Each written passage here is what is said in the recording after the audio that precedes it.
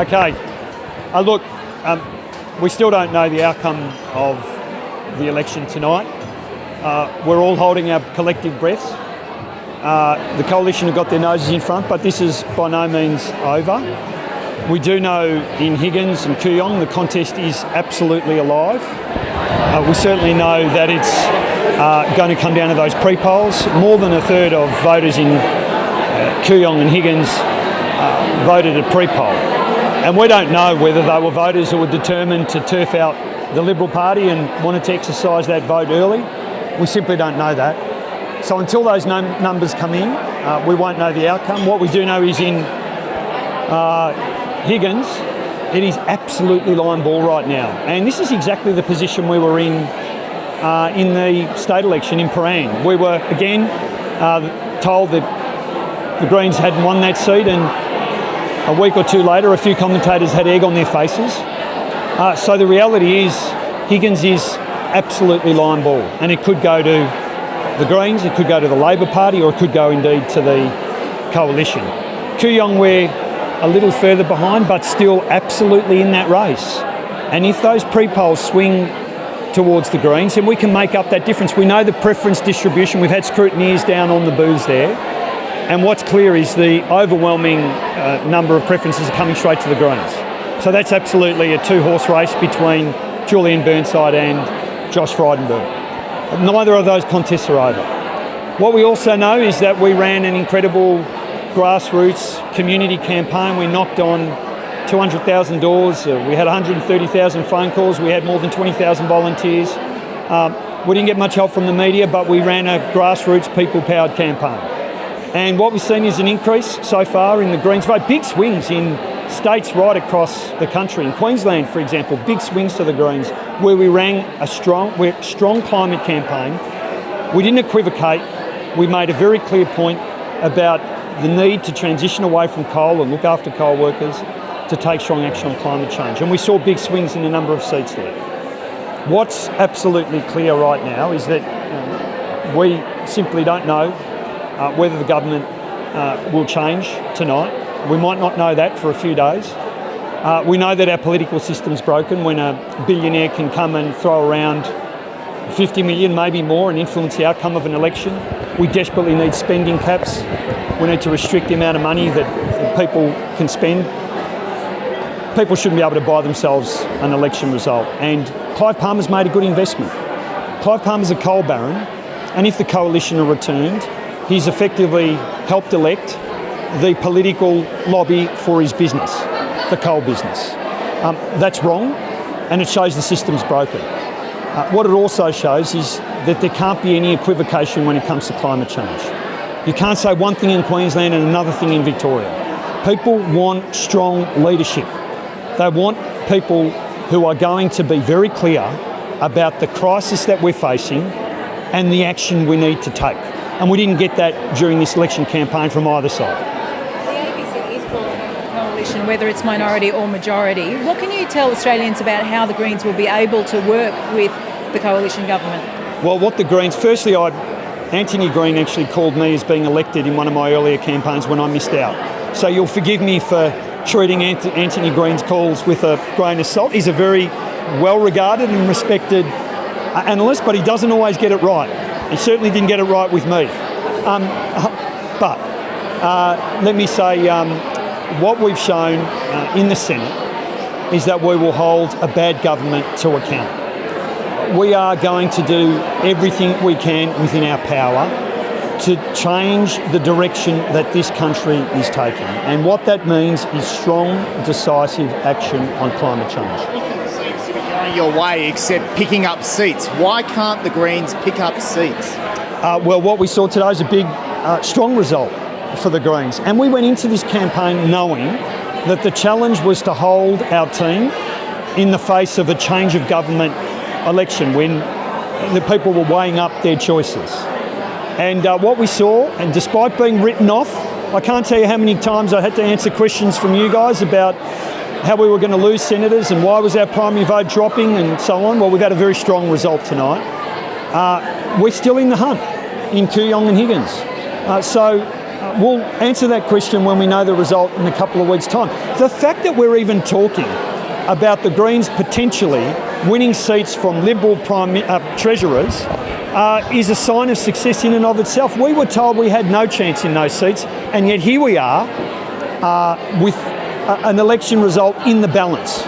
Notwithstanding that, though, if you do lose, and this has been the climate change election, isn't that a huge missed opportunity, given how much effort and how much traction you actually did make, to fall short? As I said to you, our primary aim going into this election was to hold our Senate seats, to re-elect Adam Bank, and to put ourselves in a position in some lower house seats that we knew we were coming from a long way back. I mean, the swing in Kooyong that was necessary was 17%. That's what we needed. We've dragged the Liberal primary back a hell of a long way. We've dragged the Liberal primary back in Higgins a hell of a long way. And we saw big swings, as I said, in Brisbane and Griffith and Richmond and a number of seats where you saw big swings to the Greens. What it does do is it puts us in a very strong position where we continue to build and make sure that at the next election, if not that one, the one after that, we'll see our numbers grow. The fact that it looks as though it will be a return coalition government, or close to it certainly, not indicate that for so many more Australians climate is not the big issue, because surely you wouldn't have anticipated it. What it shows is that you need to have a strong, clear message. You don't equivocate. There weren't many choices when it came to climate change between the two big parties. You had one party that wanted to subsidise coal-fired power station, another party that was going to press go on the Adani coal mine and subsidise fracking of gas fields. That was the choice that people were faced with at this election.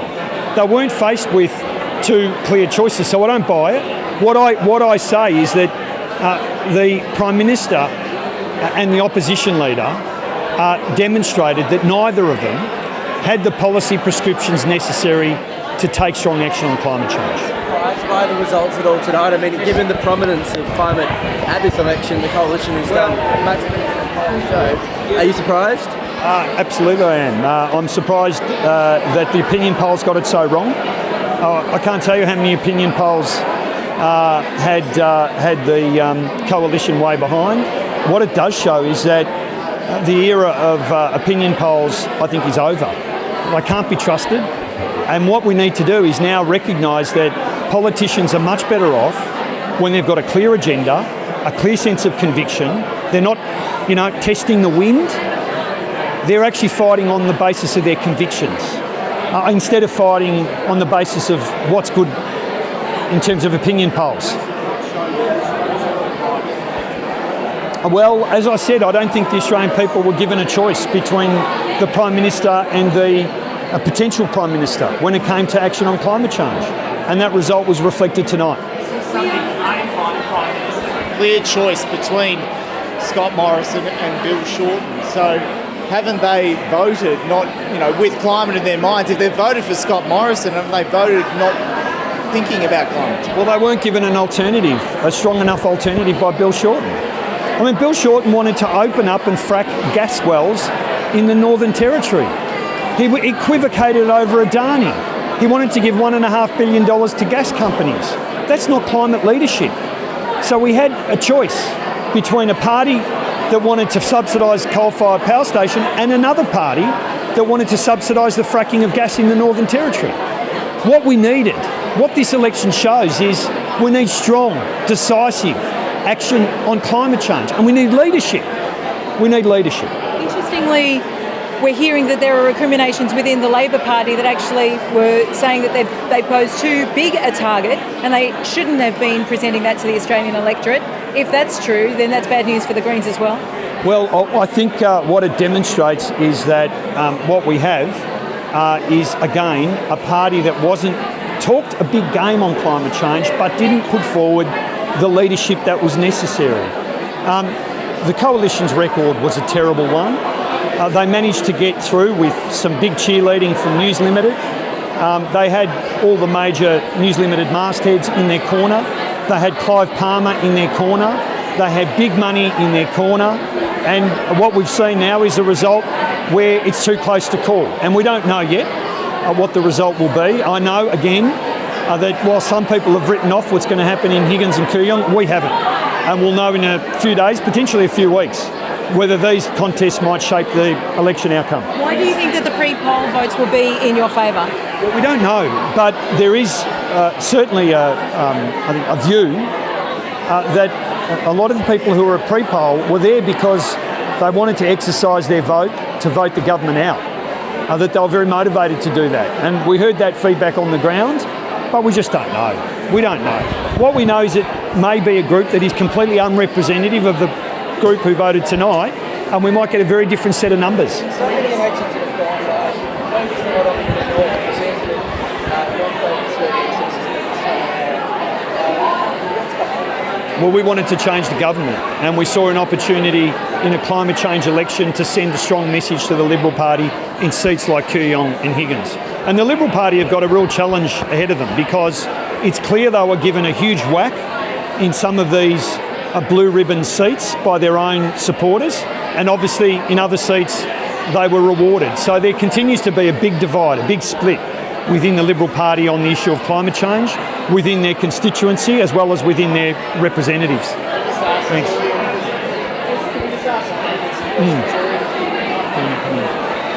Julian, you fear that It's far too early to tell. This is a knife-edge election in Kooyong, and what we do not know yet is who's going to win. But what we do know is this. The seat of Kooyong has been held by Conservatives since Federation. It's been held by the Liberal Party since it was formed. And this day, the 18th of May, 2019, has changed politics in Australia forever. You can never take for granted a seat held by the Treasurer of this country because Josh Frydenberg spent maybe $2 million on his campaign. That'll be my assessment. $2 million frightened by the Greens. The Greens are strong enough in this country to present a real threat to the government of the day, to the sitting Treasurer, in what is regarded until now as a safe Liberal seat. The fact is, politics in Australia has now changed forever.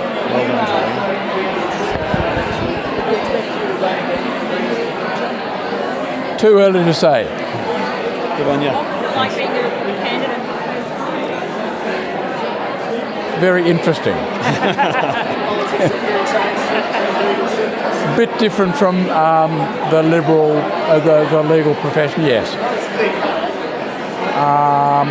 Don't get me into it. People behave a bit better, don't they?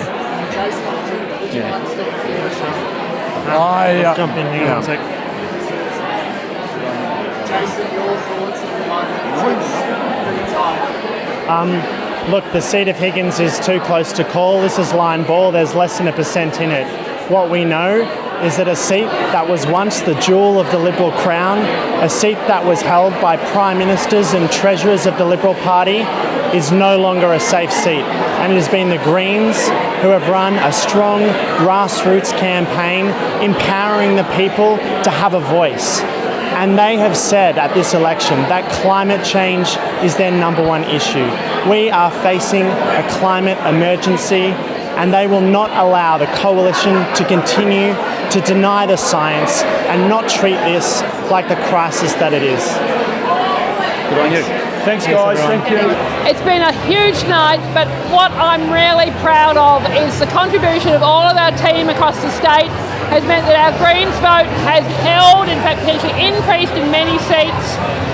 Looks likely that I've been returned to the Senate, although there's still a lot of counting to go. Looks likely that all of our senators across the country have been returned, and Adam, of course, has absolutely romped at home in Melbourne.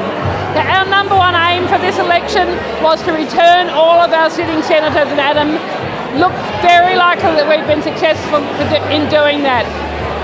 I'm really concerned about where the country's going if we have the Morrison government returned.